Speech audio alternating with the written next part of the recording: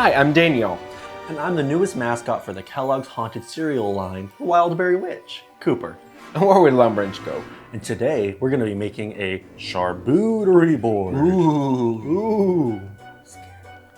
Last week we showed you how to make an ofrenda for Dia de los Muertos, which makes me think we did not have pan de muerto then, but we have it now. Thank you so much, Abby and Rosie, for order pan de muerto. Well, we're keeping the spooky season rolling by doing a spooky charcuterie board or a Char-BOO-terie board. Usually when you have people over, you're entertaining for Halloween, you don't know what to do and you just end up buying some sugar cookie that no one likes. And, you know, I think this is a fun little salty and sweet board that it's also themed as the holiday. So yeah, it can definitely elevate your Halloween or your kind of like your spooky experience. I feel like this is visually appealing as well as tasty. absolutely. So I think like one of the first things that every board needs is kind of like an anchor, like a stationary A central piece. Yeah. focus, yes. And so typically you could use like a larger bowl, something like that. But because I think we're doing kind of this spooky theme, I think we should go over here with our little skeleton. I like that. I like that. I think we've talked about it before, and everything, we always make a statement. So I think the statement should be the skull. What's her name? You name everything in the video, so what's her name? Oh, that's Sheila. Sheila? Thank you for being with us, Sheila. Thank you, Sheila. Sheila! I swear to God, if you break my freaking skull, I'm gonna break yours. So I think next, the best route to go is to basically start putting the food on. Absolutely. We have all kinds of fruits and cheeses and meats. Candies, you know, we have some seeds. Basically, we have several different options to get you a wide variety of flavors. I think the first thing to do is to kind of like start putting some of the heavier, more sturdy things kind of around the base here or around the edge of the board. Absolutely. So that way the looser things don't roll around. We're gonna start with a heavier item, more bulky. And we like the colors that we chose for this board are very fallish, Halloweenish. I think it's important to mention. Yeah, really dark. Yeah, so we put some grapes there. Do we want some more in there or just one bundle here for now? Let's kind of do the one bundle now. We have plenty of grapes to go through. So why don't we kind of like set up maybe some cheeses or something? Okay, let's do some cheeses. So here we got ourselves like a classic Fontina cheese. I think this is a really good option. It's a hard cheese, so you can cut it, it'll maintain its shape, but it still tastes really good whether it's on a cracker or by itself with a grape. So I think that is really, really nice to like create like a barrier on your board to make sure like loose grapes or like seeds, nuts, berries don't roll off. There we go. Nice. Oh, I broke it. Well, it adds character. Yeah. So you can literally just leave the cheese like this if you want. You want it like this? I say let's cut it. Okay. Like, why don't we chop it and we can kind of like create like some little shapes with it. I think that could be fun. Okay. Let's do it on our chopping board. Yeah. So we can get some like relatively thick pieces. Yeah. There. So you cut a few pieces. And I say let's kind of Round round it out just a little bit, create some fun shapes, what have you not. And that way you kind of almost create like a little pocket for whatever. Oh, I love that. Next, I say let's put our Brie. I love Brie. I love Great Brie. call. Yeah. Usually, if you're gonna shape your Brie, you want to freeze it overnight. That way, it's easier to shape it. Yeah, so it's easier to cut. We are going to shape the Brie today, Yes. just because I think it'll add some fun to the board. Yeah. Great. So we're gonna cut it in half for a pumpkin. Yep, just kind of, you don't have to cut it fully in half, but I think just cutting it, We carve pumpkins and cheeses too. pumpkins, cheeses, we do it all. There we are. So you got 2 wheels of cheese here, and we're going to use this top one, and we can kind of carve out the shape of the pumpkin face or the jack-o'-lantern face. Let me get the smaller knife. Yeah, you're going to want like a paring knife for that. I'm gonna use this as my Is your inspiration? inspiration. No nose? I wouldn't do a nose, just for the sake of room. Okay. So. Oh, I get it. Yeah. Yeah, perfect. Perfect. Cute little pumpkin face. Yay! Yay! There we are. So we got our... So you can either just fill in the holes or you can kind of just spread it out. I think this makes it more even and easier for guests to, everybody gets a little bit. You get that same kind of flavorful bite. Absolutely. And there we are. Ookie spooky. I like that. Great. Perfect. So then let's just do meats now. Great, let's get some meat. This is some Applegate prosciutto. I am a huge fan of prosciutto. It's me probably too. my favorite part of a charcuterie board. So you can kind of do it however you want because you have a lot of pieces to play with. You can lay them flat, kind of stack them. But I think a better route to go is to just peel it gently so you don't break the piece. So you have your piece of prosciutto and you basically kind of want to make a little ribbon out of it. So you just kind of fold over on itself over and over again.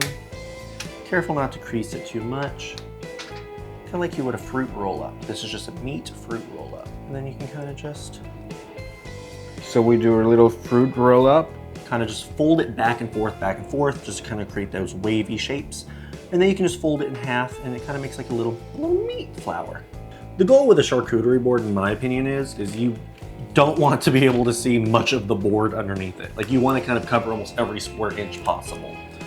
So I think it's funny when people spend all this money on like really nice charcuterie boards. And you're just gonna cover them with it. Exactly. So next we have ourselves some soppressata. I think it's a really good meat to use on here. I prefer like a salami, a prosciutto, but this is really good filler if you want another kind of meat. And so for this, I think we can make our little chain. I love little chain. So for the chain, we fold in half? Yeah, so for the chain, you take one piece of meat and you fold in half once, and then you fold in half again. So you get this little triangle.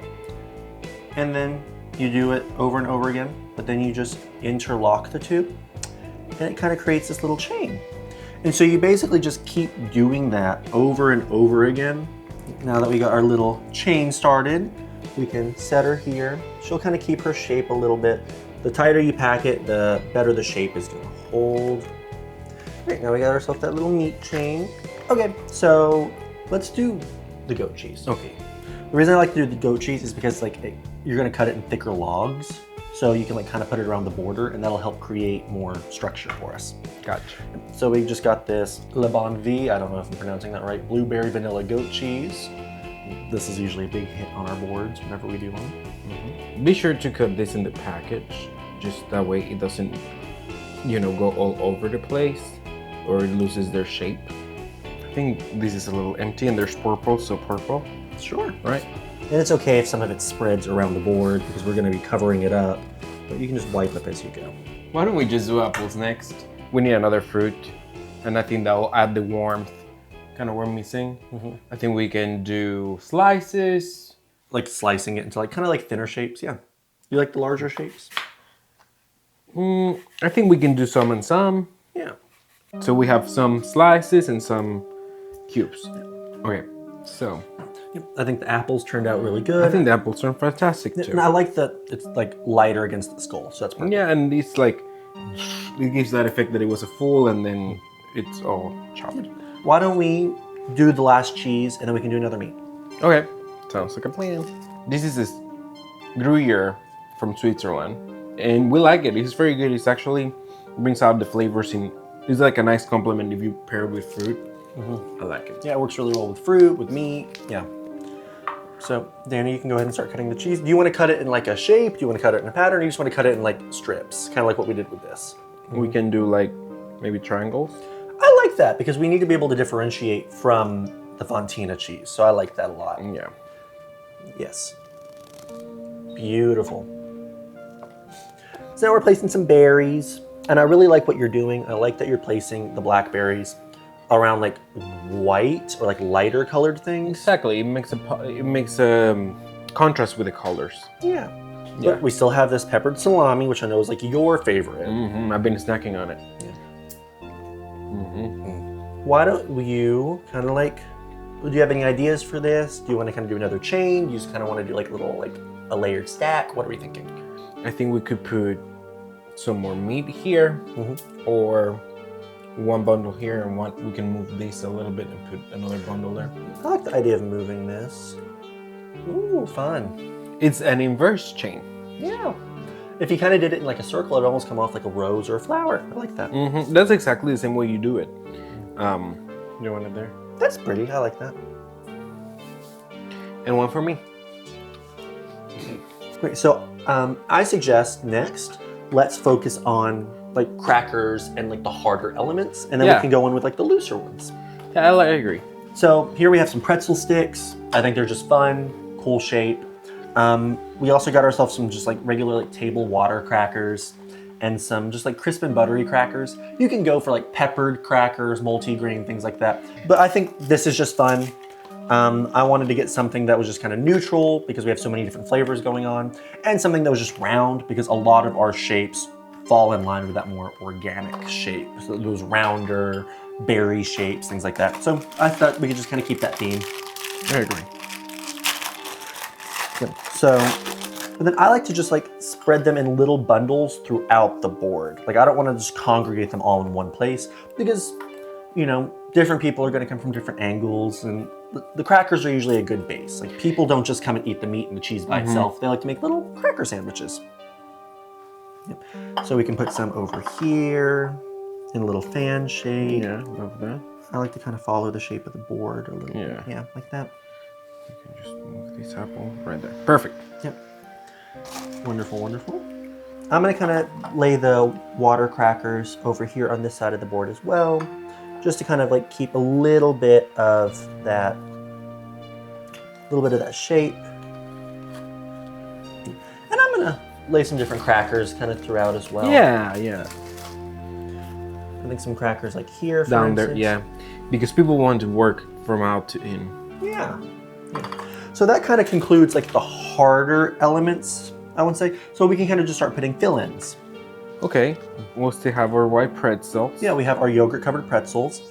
Yeah, I think that'll look really pretty there. Help break up all those like purples and reds. We have some of these cheddar cubes, just mild cheddar. We can kind of throw them here if we want. Kind of, the orange kind of makes it a little pumpkin-y. I like that concept. Okay, now we can put some of this. Great, okay, that's good. I'm gonna add some pickles into this little dish right here. I love a good bread and butter pickle. I feel like every good board has a good touch of acid, whether that's a pickle, an olive, something like that. But we can put some Olives. olives, a good Kalamata olive. Now we got some dark chocolate with some sea salt. I love a good dark chocolate. But we always add some type of candy to our board. Oh, sweet element, of course. Like it might not be, you know, this type, but you add something. Cute. We got some of these candy eyeballs here, and you can sprinkle them around the board, but I think it'll be really cool to put these on like the darker elements to kind of give off eyeball. You don't have to do it with every olive. I think just some of the ones on top. Yeah, you just put some at the bottom and then you cut them, and then you get your eyeball. And there you go. And there you have it. And I even like the idea of like, if you want to, you can kind of spread them around on like the different. I like them in the On the blackberries. Blackberries. I think they're fun on the blackberries too. I think they just pop. And the absolute final touch is pumpkin seeds. pumpkin seeds. Yep. I saved these for last because these are the same pumpkin seeds that we made during our pumpkin carving video. Mm-hmm. Yep. So after we carved the pumpkins, like I said in that video, we took these, we roasted them. And so these are a sugar cinnamon flavor pumpkin seed. And I think it'll help break through a lot of the tart and acid and meat that we have going on. So I'm just gonna kind of sprinkle some of these puppies right here in the middle because it's kind of our last spot we have left. And here we have it. Here is our finished Char-BOO-terie board. We have all the elements. This is how your final product will look like. And we hope you had fun doing this with us. Yeah, you can take your own take on it. You can kind of follow this along with us, whatever suits your fancy. But I think that something like this is perfect for a Halloween party. You can throw this together relatively easily. So you can do this for a very last minute, like get together, last minute party, whatever works for you. Or if you have to bring something to the Halloween party, this is a great way to do it. Thank you for coming along as we show you how to do a Char-BOO-terie board. It was a lot of fun for us, and I'm sure that'll be a lot of fun for you as well. We want to wish you a happy Halloween, and we can wait to see you next time. Yep. Until then, I'm Cooper. And I'm Daniel. And remember to keep doing things The Long Branch Way.